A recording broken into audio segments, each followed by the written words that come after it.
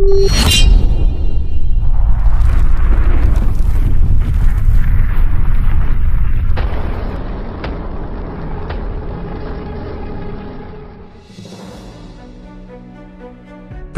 hutan perbatasan ketika 4 bayangan bergerak senyap di antara pepohonan, hujan gerimis membasahi rimbunnya hutan perbatasan. Kapten Arya memberi isyarat dengan tangan, menghentikan langkah timnya di balik semak belukar. Letnan Rama, Sersan Budi, dan Kopral Joko berjongkok dengan napas tertahan, menajamkan pendengaran mereka. Di kejauhan, suara burung hantu bersahutan, tetapi bagi mereka yang terlatih, ada sesuatu yang janggal, terlalu sunyi. Kapten Arya melirik arlojinya, waktu menunjukkan pukul 2.30 dini hari. Mereka telah berjalan selama 6 jam tanpa henti sejak menerima perintah dari markas besar. Misi mereka sederhana, atau setidaknya terdengar demikian, menyelidiki laporan warga tentang keberadaan tentara asing yang kerap berkeliaran di hutan perbatasan. Namun, bagi seorang prajurit Kopassus, tidak ada yang benar-benar sederhana di medan tugas. Setiap ranting yang patah bisa berarti jebakan, dan setiap bayangan bisa menjadi musuh yang mengintai. Kapten Arya menempelkan 2 jari ke tanah, merasakan kelembapan dan jejak kaki samar yang masih segar. Ini bukan jejak satwa liar, ini milik manusia, dan jumlahnya banyak. Hatinya berdesir, firasat buruk merayapi benaknya. Letnan Rama mendekat, berbisik pelan, jejak ini menuju ke dalam wilayah kita, Kapten. Dan lihat ini, ia menunjuk bekas tumpahan lumpur yang tak lazim. Budi segera mengenali apa itu. Jejak rantai kendaraan. Mereka membawa sesuatu yang berat, bisiknya. Mata Kapten Arya menyipit, pikirannya berpacu. Jika benar pasukan Malaysia telah memasuki wilayah Indonesia dengan kendaraan, ini bukan lagi patroli biasa, ini adalah pelanggaran serius terhadap kedaulatan. Mereka harus memastikan apa yang sedang terjadi, tetapi bergerak lebih jauh ke dalam hutan berarti masuk lebih dalam ke sarang bahaya. Setelah memberi isyarat untuk melanjutkan, mereka menyusuri jalur samar yang ditinggalkan pasukan asing itu. Semakin dalam mereka bergerak, semakin jelas tanda-tanda pergerakan yang mencurigakan. Sersan Budi menemukan sisa bungkus makanan dengan tulisan berbahasa Malaysia, masih baru, belum terkena hujan. Tidak jauh dari sana, suara samar mulai terdengar. Kapten Arya merunduk dan mengangkat tangan, memberi aba-aba untuk bersembunyi. Di balik rimbunnya dedaunan, mereka melihat pemandangan yang membuat darah mereka mendidih. Di tengah hutan, puluhan tentara berseragam loreng khas Malaysia berkumpul di sekitar sebuah kamp darurat. Beberapa di antara mereka tertawa, sementara yang lain tengah menggali sesuatu di tanah. Namun, yang membuat hati tim Kopassus membara adalah pemandangan di sisi lain kamp. Beberapa warga sipil Indonesia tampak berlutut, wajah mereka dipenuhi ketakutan, tangan mereka terikat di belakang. Seorang prajurit Malaysia menendang salah satu warga hingga terjerembab, lalu menodongkan senapan ke kepalanya. "Kalian pikir bisa sembunyikan ini dari kami?" Suara kasar itu terdengar jelas meski terbawa angin malam. Jari-jari Kapten Arya mengepal erat. Ini bukan sekadar pelanggaran batas, ini adalah ancaman langsung terhadap rakyat Indonesia. Tetapi mereka hanya berempat, sementara musuh berjumlah lebih dari 20, bersenjata lengkap. Tidak ada jalan kembali. Tidak ada waktu untuk meminta bantuan. Dalam hitungan detik, keputusan harus diambil. Ia menatap timnya satu per satu. Dalam sorot mata mereka, ia melihat api yang sama, kemarahan, keberanian, dan kesiapan bertarung. Dengan suara rendah, ia berbisik, "Kita tidak akan pulang sebelum menyelesaikan ini." Kapten Arya menatap tajam ke arah kamp musuh di kejauhan. Napasnya tertahan saat melihat seorang pria tua dari desa sekitar tersungkur di tanah, darah segar mengalir dari pelipisnya. Tentara Malaysia yang baru saja memukulnya tertawa kecil, seolah nyawa pria itu tak lebih dari sekadar hiburan. Sementara itu, warga lain berjongkok ketakutan, tangan mereka terikat, wajah mereka penuh keputusasaan. Di dekat mereka, beberapa tentara musuh tengah menggali lubang besar, entah untuk menyembunyikan sesuatu atau untuk tujuan yang lebih mengerikan. Letnan Rama menempelkan matanya ke teropong malam dan berbisik dengan rahang mengatuk, "Mereka bukan sekadar patroli. Mereka membawa peti kayu, besar, dan menguburnya." Kopral Joko menambahkan, "Bisa jadi persenjataan, atau lebih buruk lagi, sisa penyelundupan yang mereka tidak ingin kita temukan." Sersan Budi menghela napas pelan. "Apapun itu, mereka telah melewati batas. Kita harus bertindak." Namun, Kapten Arya tetap diam, pikirannya berpacu dengan kecepatan luar biasa. Satu langkah salah, mereka bisa berakhir sebagai mayat di hutan ini.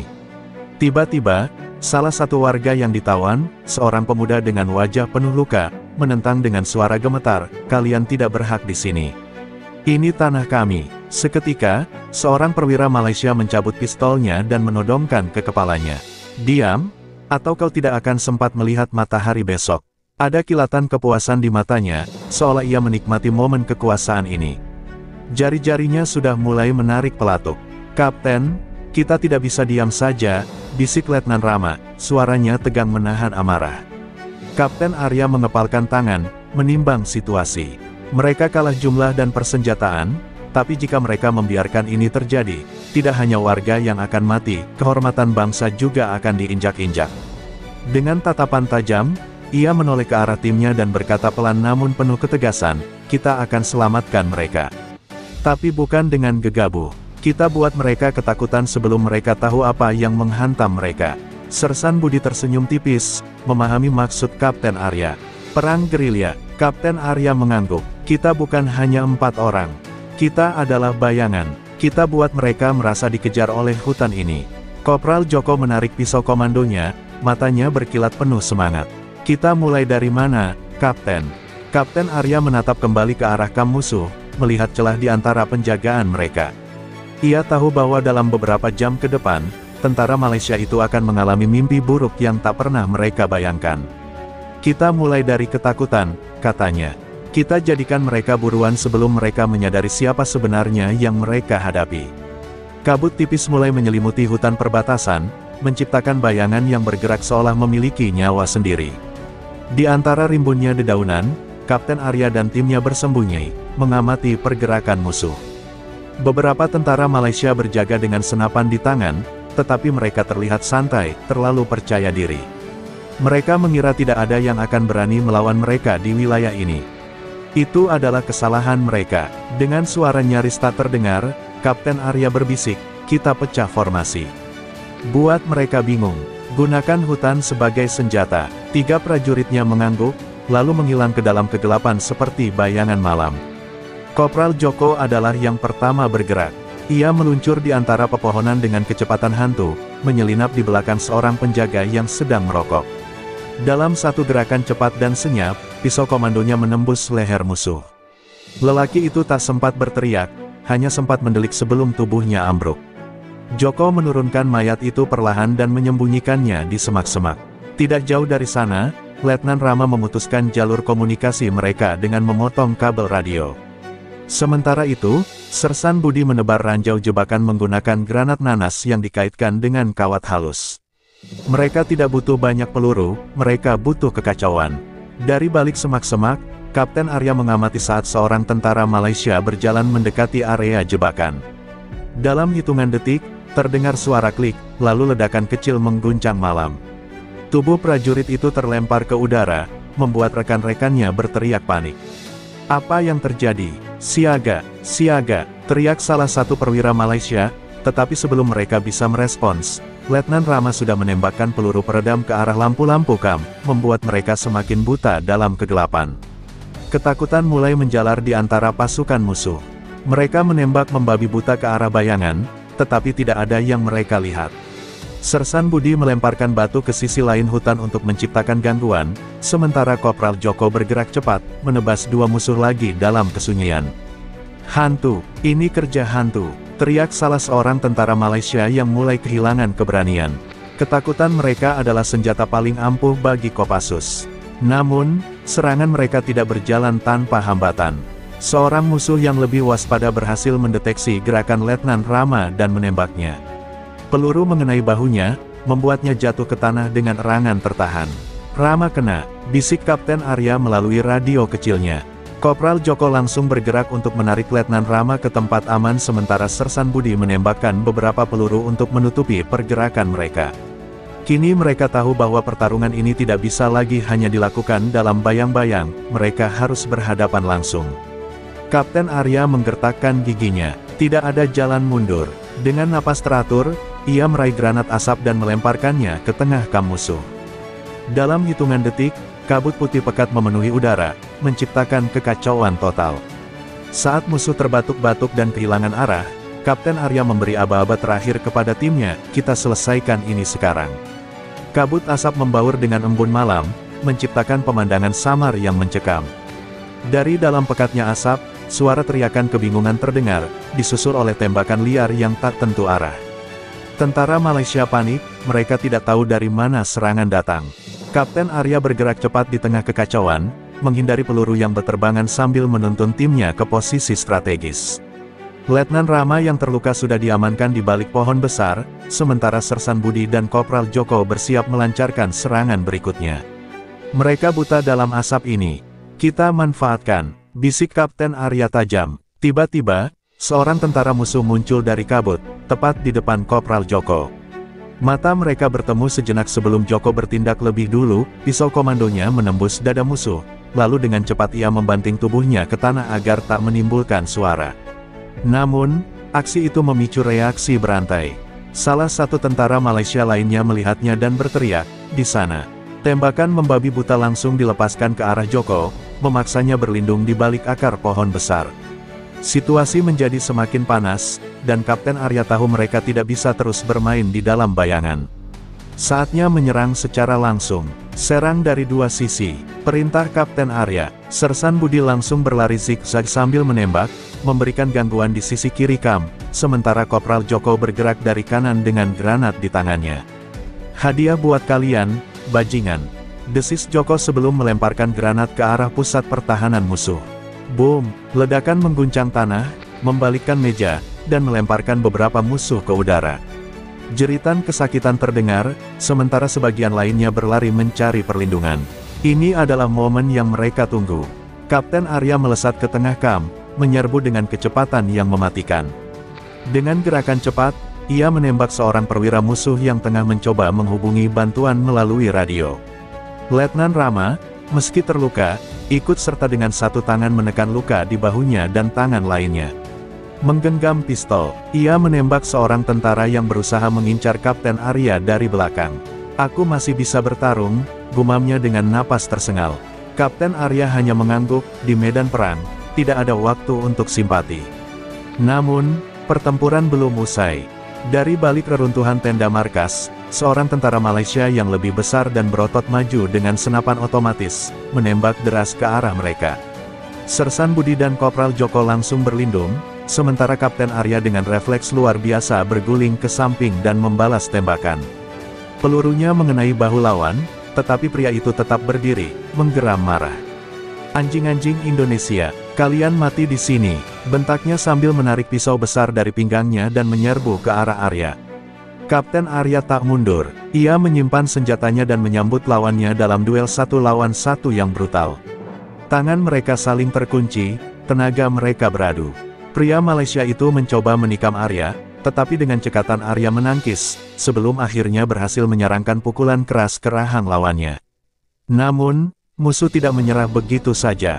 Dengan kekuatan besar, ia mendorong Arya hingga terhuyung ke belakang.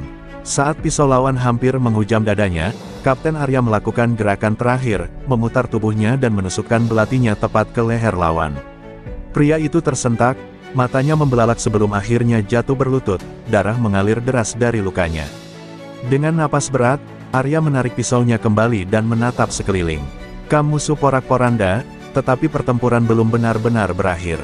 Mereka masih harus memastikan tidak ada satupun musuh yang lolos untuk membocorkan kejadian ini. "Sapu bersih," perintahnya. "Tidak ada yang pulang kecuali kita." Asap tipis masih mengepul dari reruntuhan kamp musuh. Jeritan dan erangan sisa tentara Malaysia yang terluka bercampur dengan suara kayu yang terbakar. Namun, pertempuran belum selesai. Kapten Arya menyapu pandangannya ke sekitar, memastikan setiap sudut aman. Letnan Rama masih bersandar di pohon dengan wajah menahan sakit, sementara Sersan Budi dan Kopral Joko bersiap untuk perintah selanjutnya. Namun, di tengah kehancuran itu, terdengar suara langkah berat dari balik tenda yang masih berdiri. Seorang pria tinggi dengan seragam perwira Malaysia muncul dari bayangan, wajahnya penuh amarah. Kapten Arya langsung mengenali tanda pangkat di bahunya, ini bukan prajurit biasa, ini adalah komandan pasukan Malaysia di kamp ini. Wajahnya keras dan penuh luka lama, Sorot matanya tajam seperti binatang buas yang tersudut. Kalian pikir bisa datang ke sini dan pergi begitu saja? Suaranya dingin, penuh kebencian.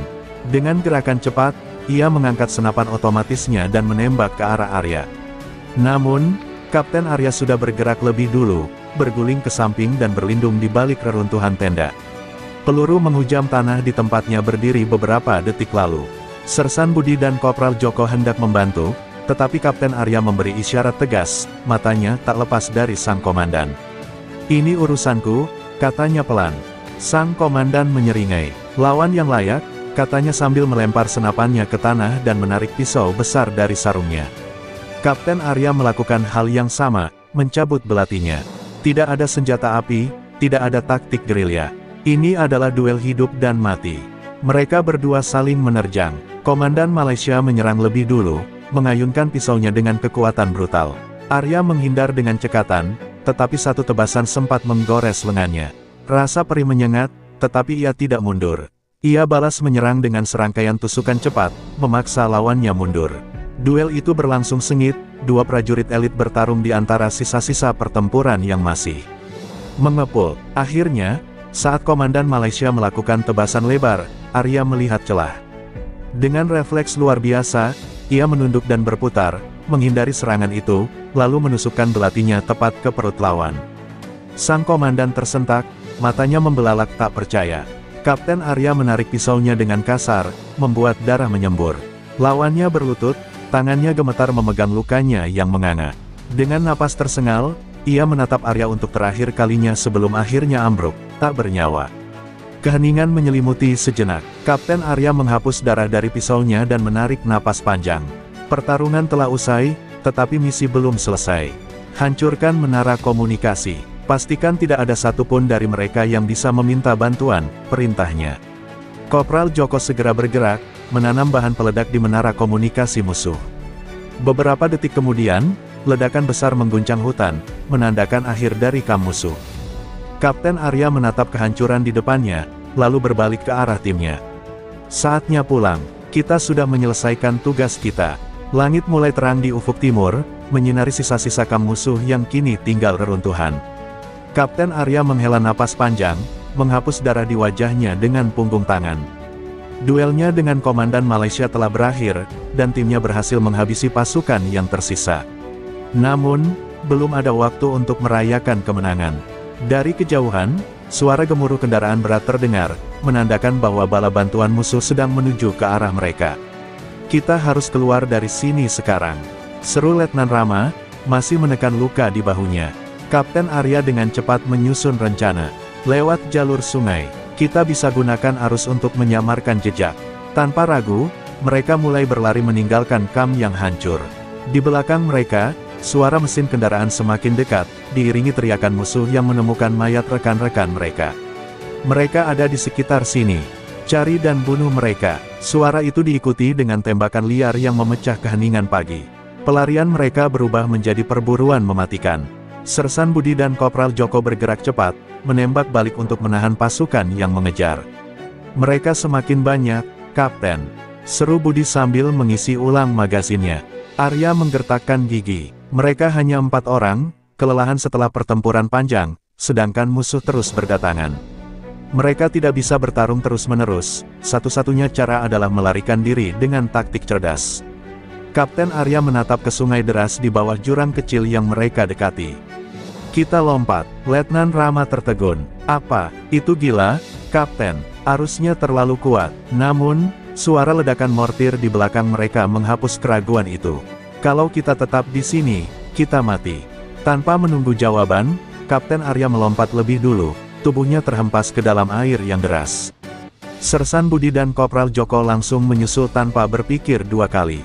Letnan Rama, dengan tubuh lemah karena luka, menarik napas panjang sebelum akhirnya ikut terjun ke sungai. Air yang dingin menusuk tubuh mereka saat arus membawa mereka menjauh dari pertempuran.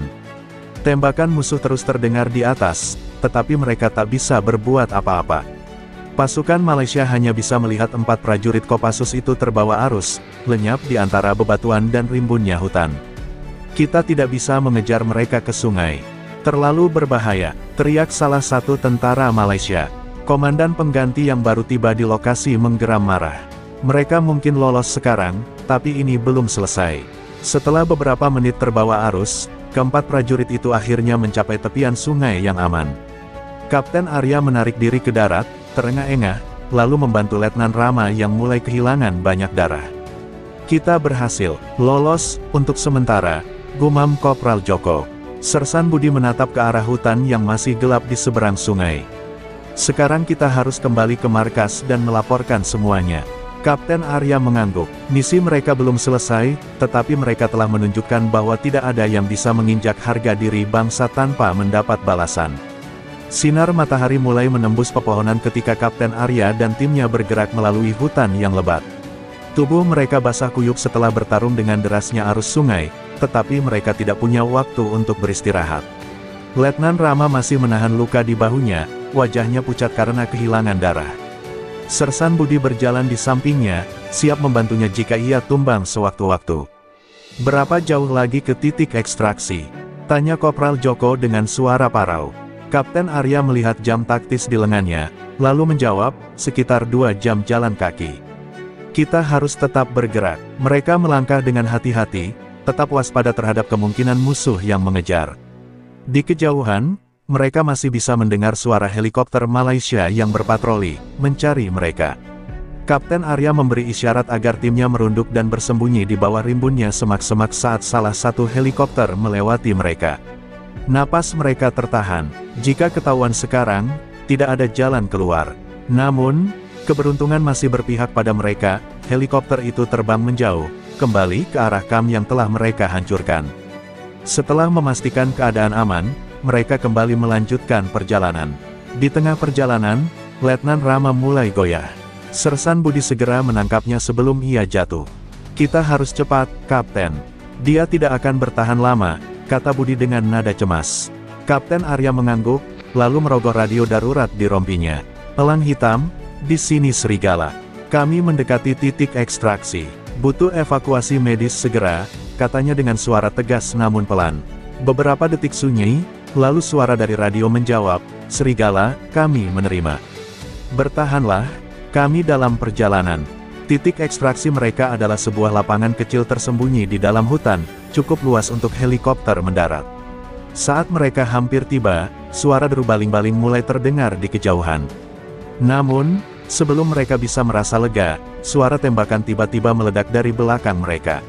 "Mereka menemukan kita," teriak Kopral Joko. Tanpa membuang waktu, mereka berlindung di balik pepohonan dan membalas tembakan. Meskipun lelah dan terluka, mereka tetap bertempur dengan penuh semangat.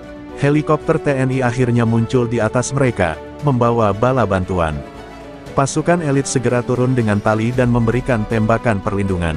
Kapten Arya memberi isyarat pada timnya untuk mundur ke zona aman. Sersan Budi dan Kopral Joko membantu Letnan Rama naik ke helikopter terlebih dahulu, sementara Kapten Arya menjadi orang terakhir yang masuk. Tepat saat ia melompat ke dalam, sebuah peluru musuh nyaris mengenai bahunya. Helikopter segera naik, meninggalkan pasukan Malaysia yang hanya bisa menatap mereka dengan amarah. Dari udara, Kapten Arya melihat kamp musuh yang hancur, sungai tempat mereka melarikan diri, dan hutan yang telah menjadi saksi pertempuran mereka. Ia menatap timnya, wajah-wajah yang lelah tetapi penuh kebanggaan.